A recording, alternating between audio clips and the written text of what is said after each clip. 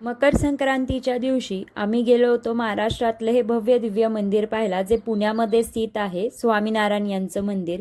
स्वामीनारायणचं मंदिर जे आहे इथे तुम्हाला कोरीव काम आणि शिल्पकला बघण्यासाठी मिळेल.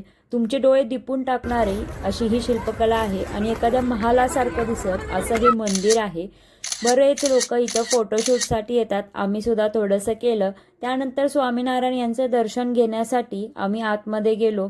मंदिराच्या आतमध्ये तुम्हाला फोटोशूटची परवानगी नाही आहे, पण इथल्या ज्या मूर्त्या आहेत त्या बाल्य स्वरूपातल्या आहेत. श्रीकृष्ण, राधा आणि स्वामीनारायण यांची मूर्ती जी आहे तुमची डोळे दिपून टाकणारी मूर्ती आहे. जसं जसं प्रकाश कमी होतो आणि सूर्यास्त होतो तसं हे मंदिर अजूनच छान दिसतं, कारण ते एखाद्या महालासारखं दिसतं ज्यावेळेस लाइटिंग सुरू होते.